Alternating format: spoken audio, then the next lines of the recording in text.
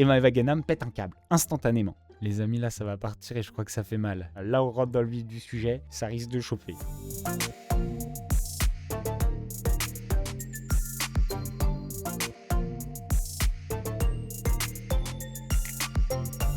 Bonsoir à tous, bonsoir Black Swan, bonsoir Fantôme. On va passer à la vidéo de Victoria. On va faire ma réaction, c'est la première fois que je la vois. Du coup, on va la regarder ensemble sur la chirurgie esthétique. On va commencer la vidéo. Oh là là. Voilà, attention, ça part et on regarde ça ensemble. C'est parti. Qui m'a valu nombreuses menaces. La boule d'habit, les amis. La boule d'habit. Oh là là, vous savez que c'est vraiment à cause de cette boule d'habit qu'elle voulait pas faire l'émission de Maeva Genam. C'est vraiment à cause de ça. C'est parce qu'elle a honte d'avoir un dressing dérangé. Donc vraiment, elle lui dit non et Maeva Genam pète un câble instantanément. Mais c'était juste qu'elle avait honte d'avoir ça.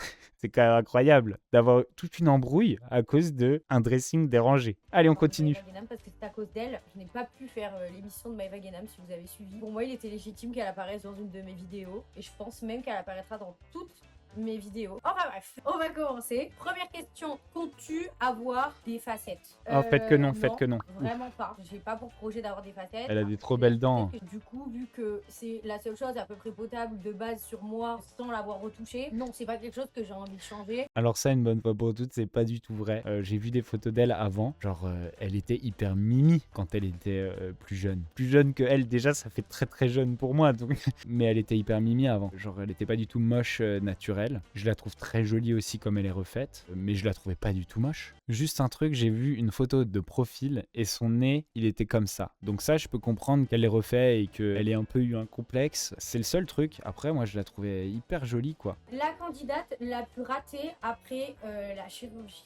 Les amis, là, ça va partir et je crois que ça fait mal. Là, on rentre dans le vif du sujet, ça risque de chauffer. Je sais pas si Maeva est sur le chat, mais ça va faire mal. La plus ratée, et c'est en toute objectivité, c'est Maeva Genam. Pourquoi? Parce que Maeva Genam, avant la chirurgie, elle était genre magnifique. C'était une bombe, vraiment, elle était très très belle. Wow! Ah oui, on dirait même pas la même personne. C'est incroyable. Les ravages de la chirurgie esthétique. Je vous jure, hein, maintenant, quand on la voit en vrai, ses lèvres, on dirait qu'elles sont gonflées comme des ballons de baudruche et que, genre, si tu les mords un peu, ça explose.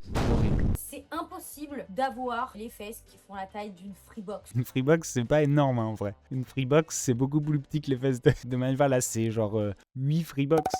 Je sais pas si elle a déjà vu une Freebox. Après, il y a une différence entre rater et si c'est ça qu'elle a demandé. Parce qu'en fait, il y a un problème de relativité là-dedans. Et selon quelqu'un d'autre, moi j'ai déjà vu des gens qui disaient que Victoria, alors que Victoria c'est hyper léger, que Victoria était ratée, quoi. Là, il y a Anaïs Withream qui dit un truc hyper intéressant. Tu penses qu'elle a fait ça pour du buzz ou c'était vraiment des complexes? C'est hyper intéressant parce que moi je pense qu'il y a une partie complexe et une partie je veux ressembler à ça. Et il y a une partie je veux faire parler plus de moi. Sachez qu'il y a des chances pour que il y a un peu de ça aussi. Moi, j'ai fait des tatouages, c'était un peu pour faire des vidéos YouTube dessus. C'est un peu pareil. Et des tatouages, c'est une modification physique pareil.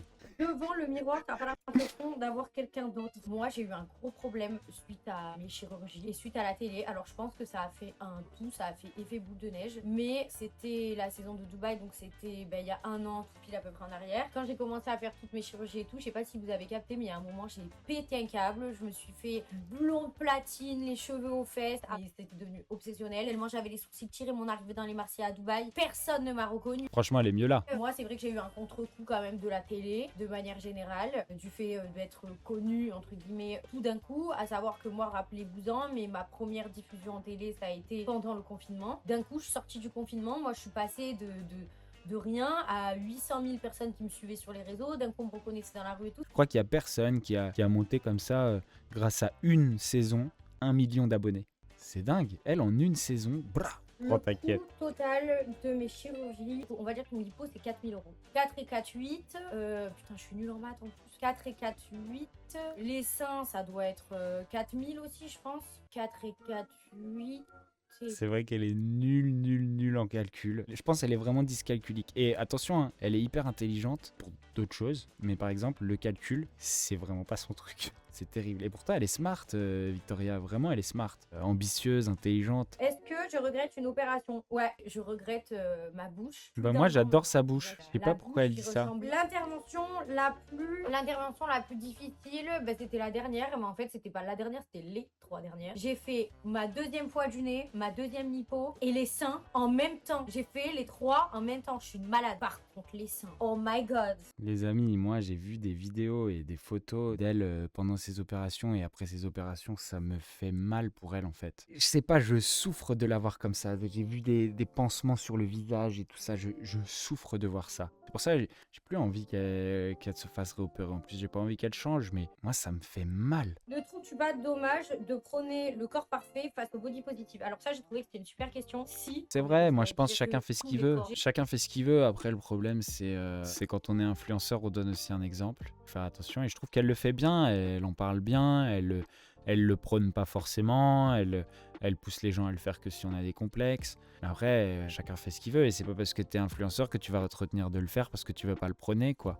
Si quelqu'un me dit que là, genre elle est pas mignonne, et là elle avait rien de refait. Après, honnêtement, quand je me suis pris dans cet engrenage dont je vous parlais tout à l'heure, à refaire tout, oui, il y a un moment où j'ai voulu ressembler un petit peu à tout le monde, il y a un moment où j'ai voulu rentrer dans des cases, je vais pas vous le cacher. C'est beau d'être capable d'avouer ça en vrai, de dire bah voilà, je rentre dans un milieu où tout le monde est comme ça et j'étais pas mature et j'ai voulu leur ressembler. Franchement, c'est stylé. Moi, je crois que j'ai jamais avoué vouloir ressembler à un groupe. Et pourtant, ça m'est arrivé parce que j'ai eu des périodes un peu genre surfeur, skater et tout. Et j'étais un peu un poseur à l'ancienne parce que j'étais pas bon. J'étais ni bon en skate, ni bon en surf. Mais c'est beau d'être capable d'avouer ça. De dire, bah voilà, j'arrive, c'est dans la télé-réalité, tout le monde a des gros seins, tout le monde a des grosses lèvres, tout le monde a des gros culs. Bah, je vais me faire des gros seins, des grosses lèvres et des gros culs. Tout le monde n'est pas direct mature et capable de se dire, bon bah non, moi je suis différent, moi j'ai envie d'être comme moi et voilà. Moi j'ai 33 ans. Hein. Le truc, c'est que quand on est entouré souvent des personnes de toutes ces formes généreuses, naninana, on se dit, bon, bah, je suis pas trop normale, je fais un peu bébé, je suis toute petite. Voilà, elle est smart en vrai, c'est bien d'être capable d'analyser ça.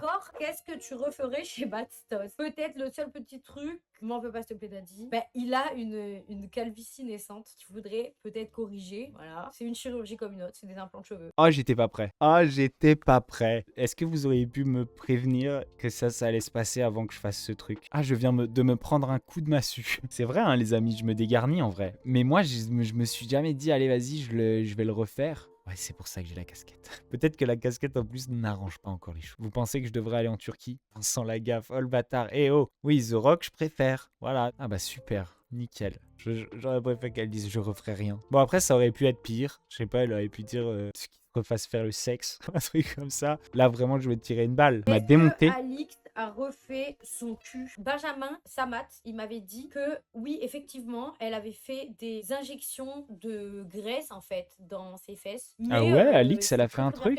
Elle est hyper mince, Alix. Abonnez-vous à moi, s'il vous plaît. Ouais, abonnez-vous à elle. Franchement, je suis trop fier d'elle. J'ai poussé pour qu'elle se lance sur YouTube. Je disais, bah, allez, lance-toi sur YouTube, lance-toi sur YouTube. Et finalement, elle l'a fait. Je l'ai un peu aidé au début. Et là, cette vidéo, elle a tout fait toute seule. Elle s'est trouvée un monteur. Elle s'est débrouillée. J'ai rien fait. Allez la suivre sur YouTube parce que franchement elle mérite. Trop stylé quoi, genre c'est sa 2e vidéo, elle est toute seule, elle lance sa vidéo YouTube. Moi je suis trop fier et en plus genre c'est ça que je veux comme meuf dans ma vie. Je veux une fille ambitieuse qui comprend ce que je fais, qui fait la même chose. On peut être plus fort ensemble en fait. Bah j'ai l'impression qu'on s'élève, c'est la classe quand même. Et moi, j'ai hâte d'arriver à 1 million d'abonnés sur YouTube parce que c'est mon plus grand but pour l'instant. Professionnel, hein, bien sûr. Elle a géré. Vous êtes d'accord? C'est quelque chose, hein. C'est quelque chose de live. Bon, bah, je suis vraiment trop content. Puis, bah, je vous dis bonne soirée. J'espère que vous allez être là. Je vais faire des dingueries en live, hein, c'est sûr. Je voulais pas me faire ban à la première vidéo. Un jour, je vais prendre un petit peu plus de risques. Voilà, les amis. Je vous dis au revoir. Je vous fais des bisous. Puis, bien sûr, je recevrai Vivi en live. Allez, bonne soirée. Bisous, les amis.